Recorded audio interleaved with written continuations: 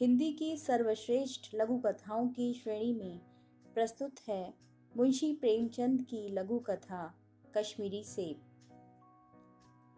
कल शाम को चौक में दो चार जरूरी चीजें खरीदने गया था। पंजाबी मेवा फरोशों की दुकानें रास्ते ही में पड़ती हैं। एक दुकान पर बहुत अच्छे रंगदार गुलाबी सेब सजे हुए नजर आए। जी ललचा उठा। आजकल शिक्षित समाज में विटामिन और प्रोटीन के शब्दों में विचार करने की प्रवृत्ति हो गई है। टमाटो को पहले कोई सेंत में भी न पूछता था। अब टमाटो भोजन का आवश्यक अंग बन गया है। गाजर भी पहले गरीबों के पेट भरने की चीज थी।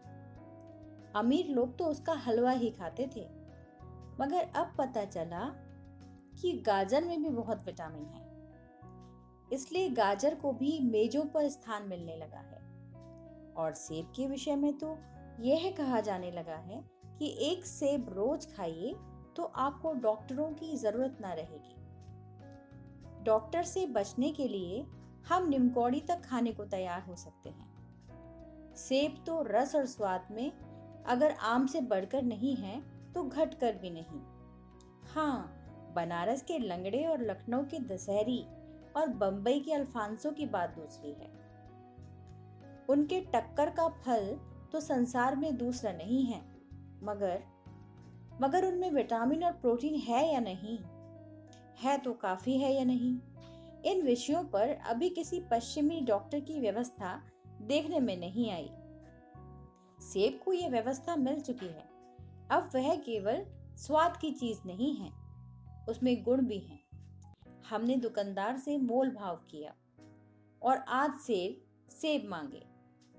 दुकानदार ने कहा, बाबूजी, बड़े मजेदार सेब आए हैं, खास कश्मीर के। आप ले जाएं, खाकर तबीयत खुश हो जाएगी। मैंने रुमाल निकालकर उसे देते हुए कहा, चुन चुन कर रखना। दुकानदार ने तराजू उठाई और अपने नौकर से बोला, लौंडे, आधा सेर कश्मीरी सेब निकाल ला, चुन कर लाना। लौंडा 4 सेब लाया। दुकानदार ने तोला, एक लिफाफे में उन्हें रखा और रुमाल में बांध कर मुझे दे दिया। मैंने 4 आने उसके हाथ में रखे। घर आकर लिफाफा ज्यों का त्यों रख दिया। रात को सेब या कोई दूसरा फल खाने का कायदा नहीं है। फल खाने का समय तो प्रातः काल है। आज सुबह मुंह हाथ धोकर जो नाश्ता करने के लिए एक सेब निकाला तो सड़ा हुआ था। 1 रुपए के आकार का छिलका गल गया था। समझा रात को दुकानदार ने देखा ना होगा। दूसरा निकाला, मगर यह आधा सड़ा हुआ था। अब संदेह हुआ, दुकानदार ने मुझे धोखा तो नहीं दिया है। तीसरा सेब निकाला, यह सड़ा तो ना था, मगर एक तरफ दबकर बिल्कुल पिचक गया। चौथा देखा, वह यूं तो बेदाग था, मगर उसमें एक काला सुराख था, जैसा अक्सर बेरों में होता है। काटा तो भीतर वैसे ही धब्बे जैसे कीड़े बेर में होते हैं। एक सेब भी खाने लायक नहीं। 4 आने पैसों का इतना गम न हुआ जितना समाज के इस चारित्रिक पतन का। दुकानदार ने जानबूझकर मेरे साथ धोखेबाजी का व्यवहार किया। एक सेब सड़ा हुआ होता तो मैं उसको क्षमा के योग्य समझता, सोचता उसकी निगाह न पड़ी होगी, मगर 4 के 4 खराब निकल जाएं, यह तो साफ धोखा है। मगर इस धोखे में मेरा भी सहयोग था। मेरा उसके हाथ में रुमाल रख देना मानो उसे धोखा देने की प्रेरणा थी। उसने भांप लिया कि महाशय अपनी आंखों से काम लेने वाले जीव नहीं हैं और ना इतने चौकस हैं कि घर से लौटाने आए। आदमी बेईमानी तभी करता है जब उसे अवसर मिलता है। बेईमानी का अवसर देना, चाहे वह अपने ढीलेपन से हो या सहज विश्वास से, बेईमानी में सहयोग देना है। पढ़े लिखे बाबुओं और कर्मचारियों पर तो अब कोई विश्वास नहीं करता। किसी थाने या कचहरी या म्युनिसिपलिटी में चले जाइए, आपकी ऐसी दुर्गति होगी कि आप बड़ी से बड़ी हानि उठाकर भी उधर न जाएंगे।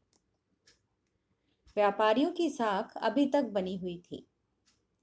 यों तोल में चाहे छटांग 8 छटांग कस लें, लेकिन आप उन्हें 5 की जगह भूल से 10 के नोट दे आते थे, तो आपको घबराने की कोई ज़रूरत न थी। आपके रुपए सुरक्षित थे। मुझे याद है, एक बार मैंने मुहर्रम के मेले में एक खोंचे वाले से 1 पैसे की रेवड़ियां ली थी और पैसे की जगह अठन्नी दे आया था। घर आकर जब अपनी भूल मालूम हुई तो खोंचे वाले के पास दौड़ा गए। आशा नहीं थी कि अठन्नी लौटाएगा, लेकिन उसने प्रसन्न चित्त से अठन्नी लौटा दी और उल्टे मुझसे क्षमा मांगी। और यहाँ कश्मीरी सेब के नाम से सड़े हुए सेब बेचे जाते हैं। मुझे आशा है पाठक बाजार में जाकर मेरी तरह आंखें ना बंद कर लिया करेंगे, नहीं उन्हें भी कश्मीरी सेब ही मिलेंगे।